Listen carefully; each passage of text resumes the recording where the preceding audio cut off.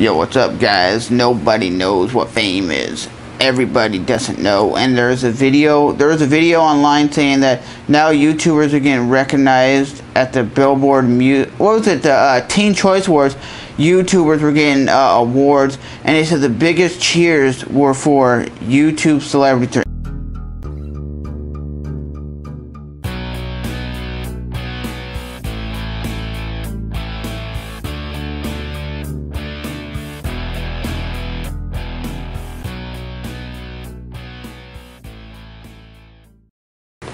And I'm always very fascinated when people do comment me, and I'm like, oh dude, thanks for watching my video. So I love interacting with you YouTubers. I don't care if you've been a subscriber of mine or you just randomly found my video. It's just weird when I come across somebody and they're like, oh, I've been a subscriber of yours for the last 3 years. I watch every video of yours, but I don't comment. Really? You should make the effort of commenting my videos. That's what makes me want to go and make more content for you guys. Yes, so guys, if you've had the opportunity to work with any YouTuber, big, small, or medium, who would you work with and why? And let me know in the comment section below, how was it you came across my YouTube channel? Was it some hot topic I did, just randomly came across? Because I know a lot of you guys came across me in 2011, and some of you guys either stuck with me or you bounced. Let me know why you haven't clicked the unsubscribe button and you bounced. I want to read this quote that my I don't know if my uncle wrote it or what, but he put it on Facebook, which I think is a very meaningful thing. It says, when you've been fighting your whole life, when nothing told you what to do, it's hard learning you're not in control and you have to sit back and wait and let someone else be in charge. It's amazing how life lets you know quickly that you have to wait and let the other person make the decision. And that is true, because one day you could be the most healthiest person, and then the next day you could be, I don't know, have AIDS or have cancer, and then you have to let the doctors control you and say, hey, this is what's going to happen, this is what's going to go down. So I believe that's a good statement, and I want to play something that, some audio really quickly, and it was from Jim Carrey, and I never thought Jim Carrey would put out such audio, but listen to this, guys. Limitlessness of my soul. And we take the mic off. I've often said that I wish people could realize all their dreams in women, so that they could see that it's not where you're going to find your sense of completion. I can tell you from experience, the effect you have on others is the most valuable currency there is. Because everything you gain in life will rot and fall apart, and all that will be left of you is what was in your heart.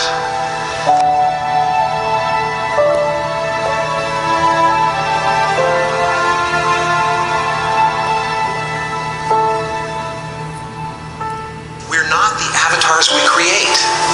We're not the pictures on the film stock. We are the light that shines through. All else is just smoke and mirrors, distracting, but not truly compelling.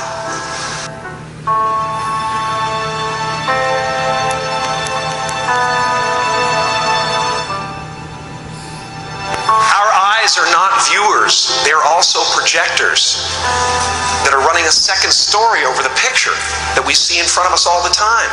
Fear is writing that script. Now, fear is going to be a player in your life, but you get to decide how much. You can spend your whole life imagining ghosts, worrying about the pathway to the future, but all there will ever be is what's happening here, and the decisions we make in this moment, which are based in either love or fear.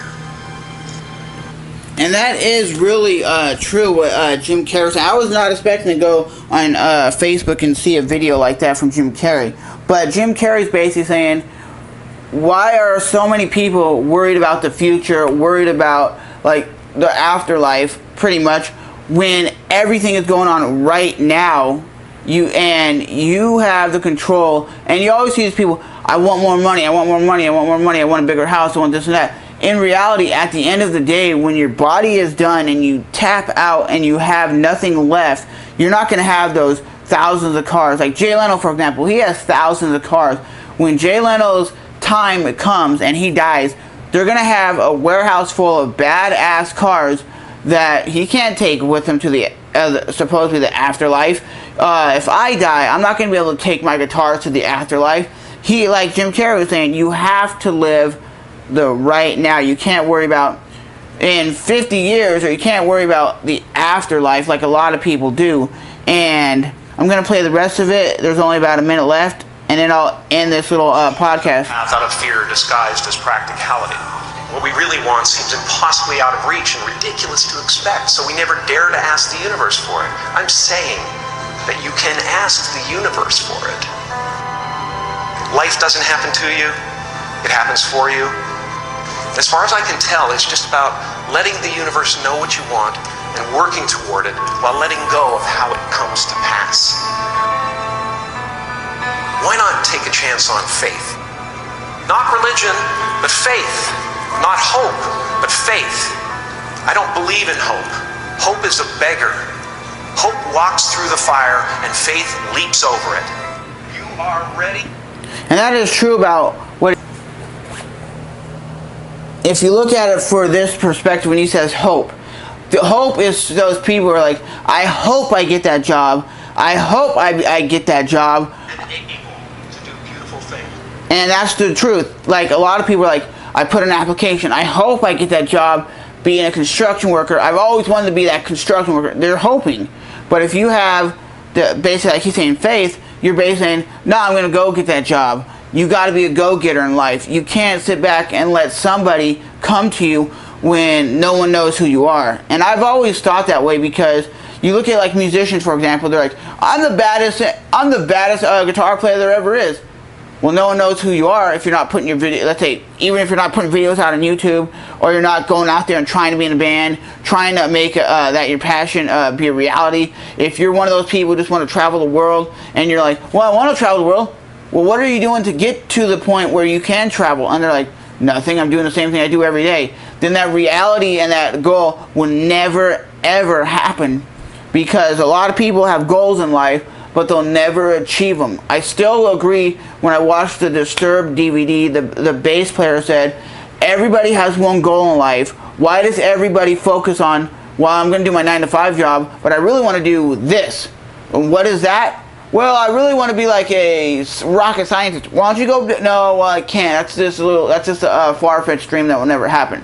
No, you should make it happen, because we have one life. Everybody has one dream in life that they want to accomplish. And I've always said this: you guys should make the reality happen. Whatever your dream is, make it happen.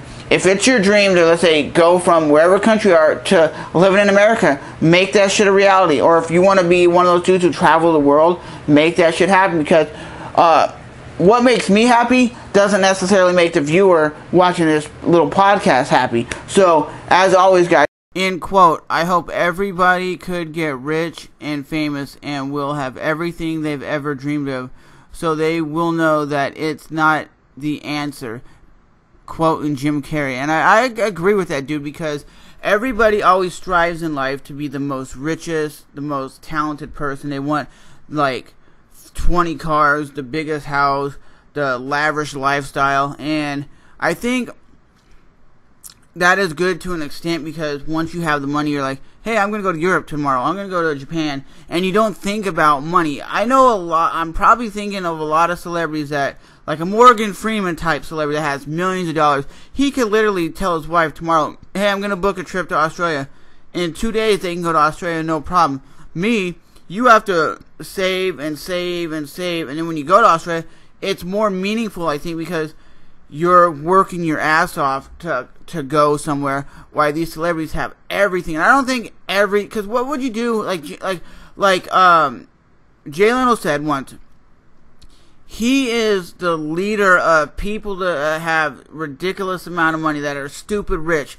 If you ever watch Jay Leno's Car Garage here on YouTube, he has thousands and probably hundreds and hundreds of cars, and eventually he's going to run out of places to buy these cars. It's like, does he buy all these cars, like these Maseratis, these Lamborghinis, these Ferraris, because he has the money and he doesn't really know what to do with it? He's spending like $200,000 on this car, $100,000 on that car. It gets to the point of you're just spending money to spend it because you have so much. I mean, if I had, let's say, $1 million in my account, I would just probably go out, I'm going to buy a brand new TV, buy a brand new car, buy a house, buy this, buy that. I wouldn't even think about what I'm spending it on. I'm just spending it because, oh, I want a new Xbox 360. Buy it.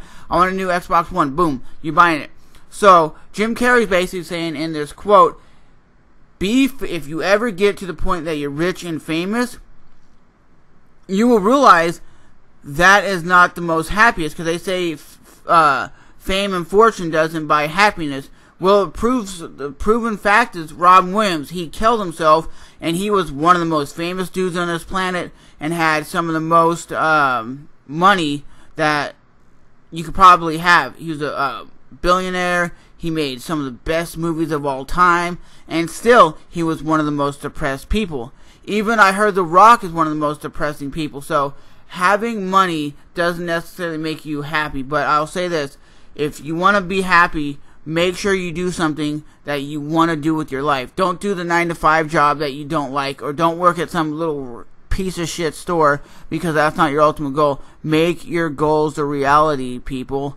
And as always, sorry if this is like a little meaningful little podcast, but I wanted to throw it up for you guys and let you guys hear what I had to say. But it's all this whole podcast came about by me listening to that audio that I played earlier.